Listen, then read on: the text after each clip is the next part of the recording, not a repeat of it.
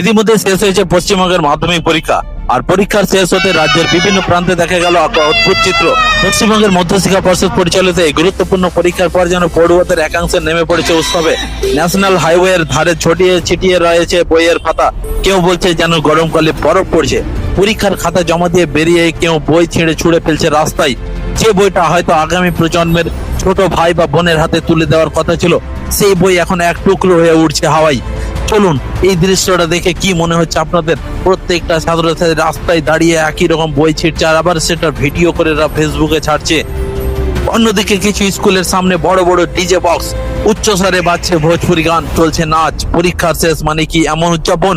প্রশ্ন উঠছে সচেতন মহলে। আরো চমকি দেওয়ার মতো দৃশ্য, কেউ টোটোর পিছনে বসে বাড়ি ফিরছে, হাতে বইয়ের ছেঁড়া পাতা। কেউ বলছে কোনটা অ্যাডমিট কার্ড কোনটা রেজিস্ট্রেশন ঠিক তাই জানি না। বলেন আপনার কোনটা রেজিস্ট্রেশন কোনটা অ্যাডমিট সেটাই জানি না, তাহলে কি যেমন এসেছে লিখে এসেছি।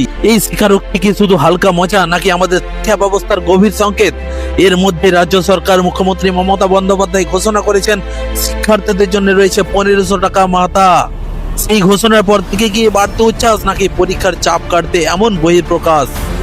প্রশ্নটা কিন্তু বড়। এই ছাত্রছাত্রীরাই তো দেশের ভবিষ্যৎ। তারা যদি বই ছিঁড়ে রাস্তায় ফেলে আনন্দ খুঁজে পায়, তবে আগামী দিনে শিক্ষার মূল্যবোধ কোথায় দাঁড়াবে? তবে এই ছবির মাঝেই ছিল অন্য এক দৃশ্য। এক নম্র ভদ্র শিক্ষার্থী বলল, পরীক্ষার শেষ মানে দায়িত্ব শেষ নয়, সামনে আরো পথ রয়েছে। মোটামুটি খুব একটা মানে একদম হাইস্ট করবো না, মাঝামাঝি জায়গাতে 40 হ্যাঁ 40 আর পারবে না। না, এটা এতটা গ্যারান্টি দিয়ে বলতে পারছি না।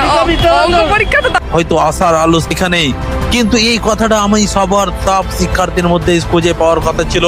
কিন্তু আপনারা সবাই জানেন, আপনারা দেখছেন বেশ কয়েকদিন থেকে যে কি অবস্থা রয়েছে।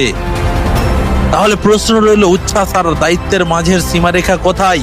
আর সীমারেখার রক্ষা করার দায়িত্বটাই কার? সমাজ, পরিবার, নাকি শিক্ষা ব্যবস্থার? আপনার মতামত অবশ্যই কমেন্ট করে জানাবেন, ভিডিওটি শেয়ার করবেন, আর সবাইকে একটা কমেন্ট করার অনুরোধ রইল, কারণ এই সব শিক্ষার্থীরা দেশের ভবিষ্যৎ। তাদেরকে সচেতন করা আমার আপনার মতো লোকেদের দায়িত্ব ও কর্তব্য।